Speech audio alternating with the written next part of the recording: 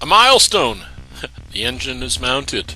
Well, I'll let you watch this update. It's a short one. I hope you enjoy.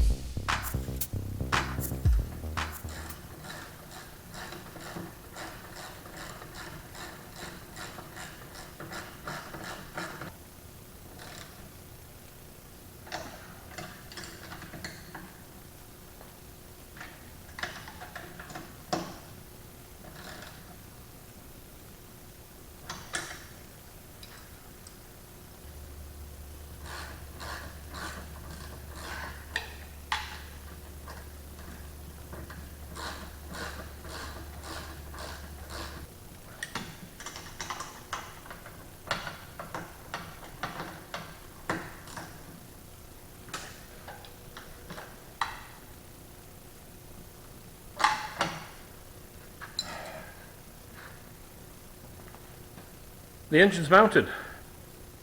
Yay. Now that's good. Now the rest of the work will start. I have to finish all the plumbing and electrical, all the wiring connections, all the plumbing connections, put the start motor on, put the fan shroud on. I got to put the shroud down here, the new spark plugs, all of it. So, yeah, I told you that I would be getting this done soon after I finished all the other work, and there it is. I still have to just check the bearings on the reduction gear drive. I'm pretty sure that they're fine. They spins nicely, but I'm going to check them anyways.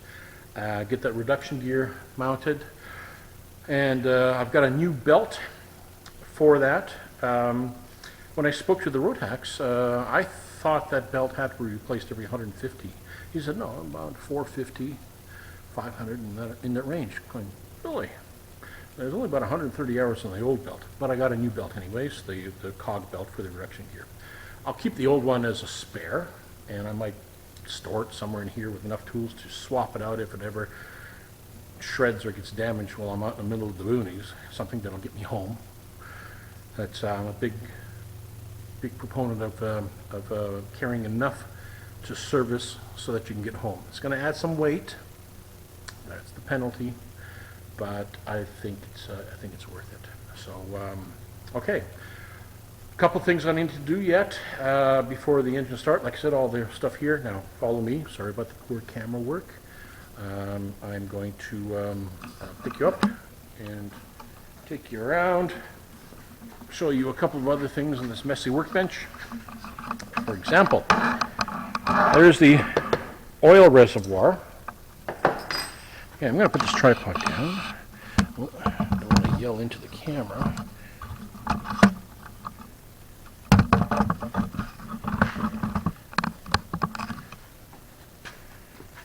Okay, this oil reservoir,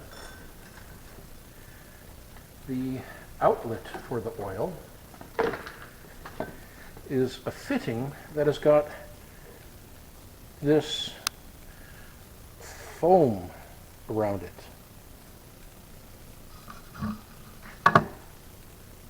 Really? It's been like that when I bought it. That's got to be fixed. I got to take that apart, clean it, find out why that foam is there. If there's a crack or something, I mean, it's got to be fixed properly. I'm not flying with foam, because if that ever gave out and you leaked all your oil out, you would never know until your engine seized, because the oil leaked out, and mid-flight the engine just stops and destroys itself. Not a good thing. Not a good thing at all. It's funny how you find these little things that need to be fixed.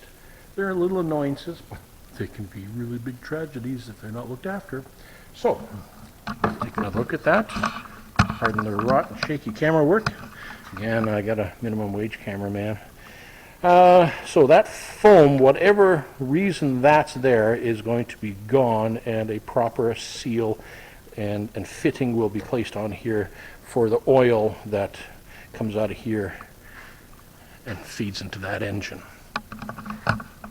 That's important.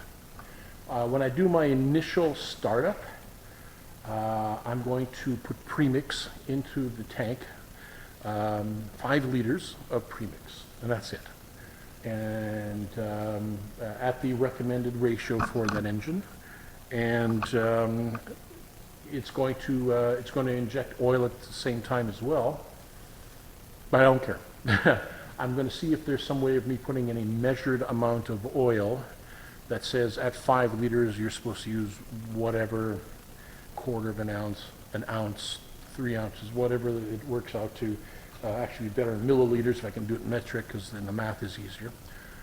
So I'm going to see if I can get that number, and then I can do a test to see. Now the engine's going to run smoky, but that's okay. I'm going to put new plugs in anyways. So I want to see whether or not when that 5 liters runs out of the tank and the engine stops, I measure how much oil it used, and if it used the correct amount of oil for that RPM setting according to Rotax, then I know the pump is working properly, and from then on I can put straight fuel, gasoline, into the tank and not use premix, and I'll use the oil injection. It's a trust thing. Everybody at Rotax, the mechanics and experts all say these things don't fail. They've never had one fail. And if they have, there was some pretty serious reasons for it.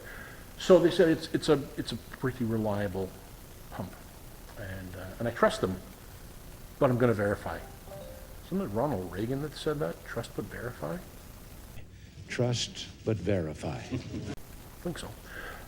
So that's what's going to happen here. This is going to be a very short update with me just bolting that engine.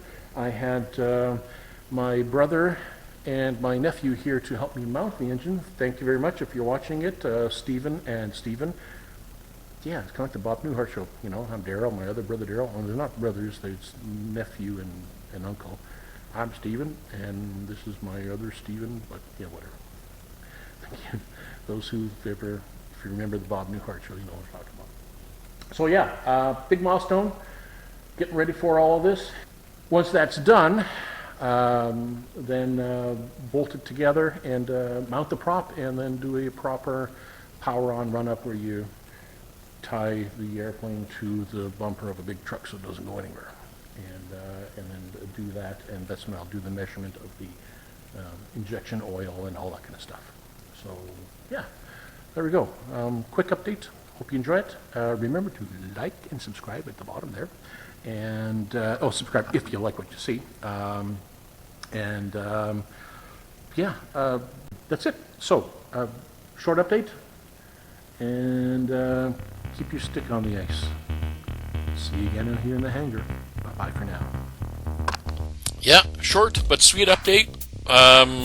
Hope you enjoyed it. Thanks for watching. Make sure to like and subscribe, and we'll see you again in the hangar. Bye for now.